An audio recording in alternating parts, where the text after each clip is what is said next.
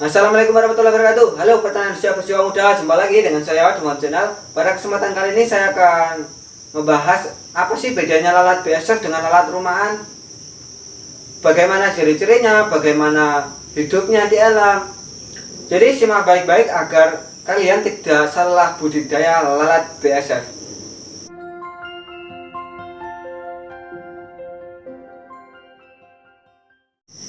Budidaya lalat BASF dari bulan ke bulan atau tahun ke tahun itu bertambah atau luasannya lebih luas lagi, bahkan sampai mancanegara.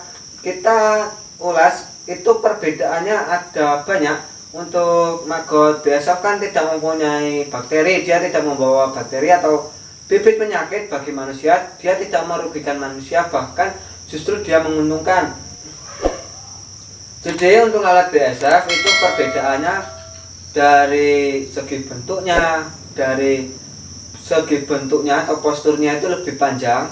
Kemudian dia mempunyai entuk atau senjata di pantatnya itu dia tidak menyengat seperti tawon, hanya seperti tawon, tapi dia tidak mempunyai sengatan atau tidak mempunyai bisa atau racun. Dia hanya difungsikan untuk bertelur.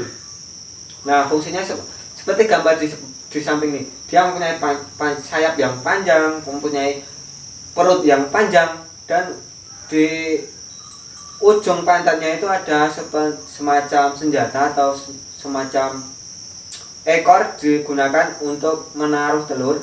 Biasanya jika dia akan menelurkan, dia akan mengentuk seperti tawon, dia akan menyengat jika kita. Tetapi kalau maggot BASF ini atau lalat BASF ini, dia tidak akan menyengat, dia tidak mempunyai bisa, dia tidak membahayakan manusia, dia tidak membawa bakteri.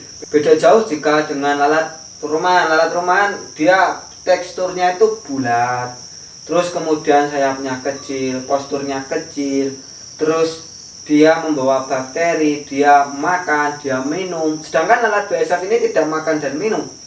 Dari segi makannya saja sudah terketahuan ya, dia yang rajin puasa dan dia yang tidak puasa atau dia makan terus. Sebenarnya bakteri lalat rumahan itu dia menempel di mulutnya. Jika dia hinggap di tangan kita, kemudian kita lupa cuci tangan, nah itu biasanya menyebabkan penyakit seperti itu. Kita bisa diare atau penyakit yang lainnya. Untuk maggot BASF ini aman, dia tidak membawa penyakit karena dia tidak makan, dia tidak minum, dia tidak menempelkan mulutnya, dia hanya akan bertelur, kawin dan bertelur saja. Dia sesekali dia minum, tetapi dia tidak berbahaya, beda dengan lalat rumahan. Kemudian beda yang lainnya, lalat rumahan menyukai bau bangkai, bau busuk, sedangkan untuk lalat BASF seperti ini dia menyukai bau yang wangi, bau buah, bau fermentasi. Seperti itu, dia mempunyai naluri seperti itu. Dan bahkan jika kalian combine, misalnya satu ruangan dikasih buah fermentasi atau tempat pemancingan lalat BASF, nah si lalat rumahan ini dia tidak berani ikut bertelur di situ. Karena apa? Karena lalat BASF mempunyai naluri alam. Jika dia bukan golongannya, dia akan serang mungkin, dan dia mempunyai aroma yang tidak disukai oleh lalat lainnya. Karena lalat rumahan dia tidak menyukai bau fermentasi, bau wangi ya, jadi dia tidak akan hinggap di situ. Sedangkan dari lalat BASF dia mempunyai bau, tetapi kita tidak menciumnya. Dia mempunyai bau khusus. Kalau dia koloninya atau dia sejenisnya, dia dibiarkan hinggap, atau dia mengundang lalat alam yang lain itu untuk ikut ke situ. Karena ya itu satu saudara, satu koloni. Beda kalau lalat rumahan, dia pasti ada satu ya banyak yang lain lalat rumahan juga datang. Tetapi maggot BASF tidak mau datang di bangkai, dia tidak mau datang di kotoran yang tidak difermentasi itu tidak mau, kecuali jika kalian ada di tempat peternakan ayam. Nah biasanya itu kotorannya itu karena disiram menggunakan M4 agar tidak bau. Nah itu kan fermentasi juga. Jadi lalat BASF biasanya banyak yang ada di sekitar peternakan ayam, terutama di ayam petelur itu banyak. Nah, perbedaan yang lain ada sejenis lalat wilis. Kalau di sini itu lalat bukan rumahan tetapi lalat bangkai, khusus bangkai ini, atau bahkan lalat kotoran seperti ini. Biasanya lebih menyukai bangkai. Nah, seperti ini dia membawa penyakit, pasti dia membawa penyakit. Bahkan mungkin dulu pas terkenalnya burung itu biasanya dari lalat. Nah, seperti itu. Beda jauh kan dari maggot atau dari dari lalat biasa itu beda jauh kan. Sedangkan untuk lalat bangkai ini dia memang posturnya agak besar, tetapi dia mempunyai warna yang agak pelangi. Wih, bagus ya.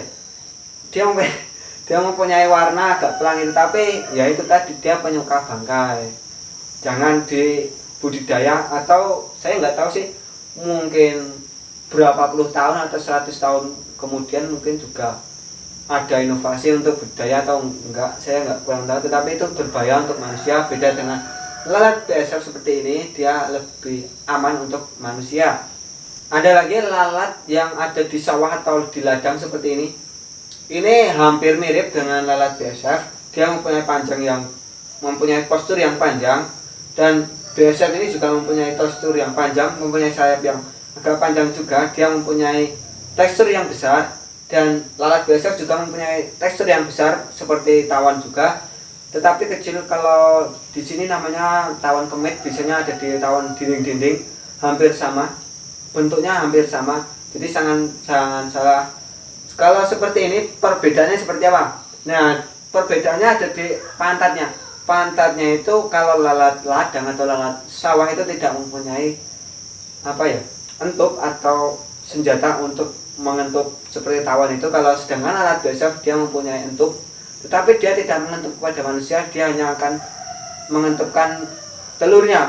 Bahasa mengentup itu namanya sebenarnya itu menyengat. Kebiasaan bahasa Jawa saya. Maaf jika kalian kurang paham atau kalian lebih susah, kalian bisa komen di bawah. Nanti saya akan jawab, saya akan menjelaskan. Mungkin kedepannya saya akan berikan subtitle, mungkin menunggu waktu luang saya, mungkin di bulan puasa besok atau gimana, saya kurang tahu.